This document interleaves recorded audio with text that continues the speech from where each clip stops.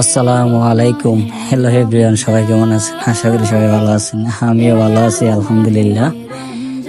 আজকে ইফতারের আয়োজন করছি আমরা। সবাই বলতেছে যে আজকে ইফতারের আয়োজন করবো আমরা রমনাতে। আমি বললাম কি আলহামদুলিল্লাহ, সমস্যা নাই, আমরা রমনাতে ইফতারের আয়োজন করবো ইনশাআল্লাহ।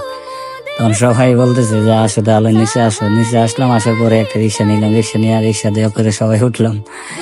সবাই যাইতেছি, আমরা রমনার উদ্দেশ্যে রওনা হয়েছি, রমনার উদ্দেশ্যে রওনা দিলাম, কারণ যেহেতু এখানে ইফতারের আয়োজনটা করবো ইনশাআল্লাহ। তখন সবাই আসতেছে, খালিক ভাই ভিডিওটা করতেছে, খালিক ভাই আর আমিও সবাই খুশি হয়েছি আর কি, যে সবাই একবার একটা ইফতারের আয়োজন করি। সবাই তো খোলা আকাশে ইফতার করে, আমরাও করবো ইনশাআল্লাহ। তখন বলতেছে আচ্ছা ঠিক আছে, সবাই যেহেতু খোলা আকাশে ইফতার করে আমরা তো করবো। কি আসি, সবাই কি আসুন আসি কি রে ভাই। সবাই খুশি হইলো, অনেক খুশি হয়েছে যে একত্রিত হয়ে আমরা সবাই একটা ইফতারের আয়োজন করবো আর কি।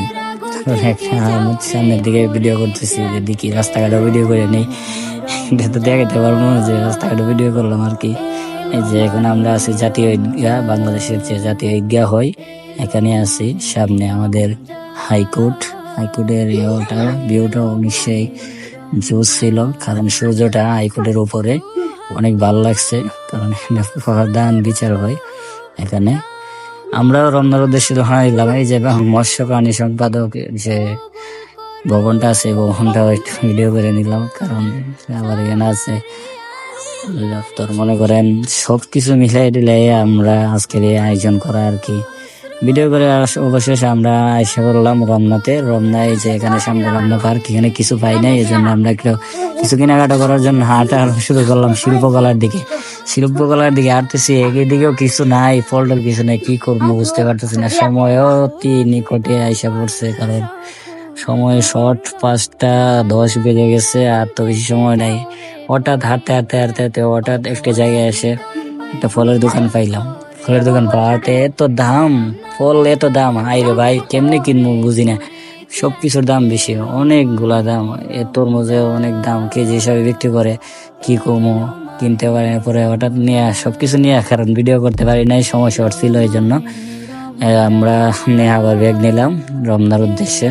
অনেক দূরে আইসা পড়ছে হাঁটতে, কারণ এটা তো পাইতেছি না, এই জন্য হাঁটতে অনেক দূরে আসছি। আসার পরে হাতিকে বলতেছে আর কিভাবে যাবো, এত অরান লেগে গেছে। হাতিকে রিক্সা লইতেই রিক্সা নিলাম, হাঁটতেছে, সবাই কষ্ট হয়েছে। আমার হাতে কিছু নাই, আমি মোবাইল নিয়ে শুধু হাঁটতেছি, সবাই কষ্ট করতেছে। তো তরমুজ গুলো এত বার বলতেছে শিবন ভাই আর খালেক ভাই পানির বোতল নিয়ে যাচ্ছে। অনেক দূর তো, এই জন্য এখন রিক্সা নিবো, কারণ এত দূর যাওয়া সম্ভব না। হাঁটতে অনেক দূরে এসে পড়ছে, কারণ জিনিস তো পাইছিলাম না, জানিনি, আপনারা বললাম আগের থেকে। তারপর এখানে রমনায় গেটে ঢুকে গেলাম, কারণ রমনার ভিতরে যেহেতু পার্টিটা দেবো, আয়োজনটা করছি ইফতারের, এই জন্য রমনার ভিতরে ঢুকলাম। রমনার ভিতরে ঢোকার পরে দিয়ে খালি ময়দান, কিছুই নাই, গাছ টাছ পাইতেছি না, এই জন্য হাঁটতেছি। অনেকক্ষণ জায়গায় হাঁটলাম, গাছটা শর্ট কি একবারে সাদা হয়ে গেছে, ধুলাবালু উঠতেছে। তো এখানে তো দেওয়া যাবে না, হাঁটতে একটু সামনের দিকে অগ্রসর হলাম আর কি। সামনের দিকে অগ্রসর হইতেছি, দিকে ভালো জায়গা পাইনি, হঠাৎ ভালো জায়গা পেলাম, এখানে বসে শুরু করলাম আমাদের এই কাটাকাটি শুরু করলাম আর কি। এটা করতে হবে, কারণ সময় অতি নিকটে, লিখে দিলাম দ্রুত করো একটু। সবাই একটু দ্রুত করা শুরু করলো আর কি। যাক, সবাই দ্রুত করার কারণে এইটা অবশেষ সম্পূর্ণ হলো, কারণ এখানে কিছু লোক ছিল, আরো 2-3-4 জনের মতো আছে, তারা সবাই আসরের নামাজ পড়ার জন্য চলে গেছে, কারণ তারা নামাজ পড়ছিল না। একটা মসজিদে চলে গেছে, পাশে একটা মসজিদ আছে, মসজিদে চলে গেছে।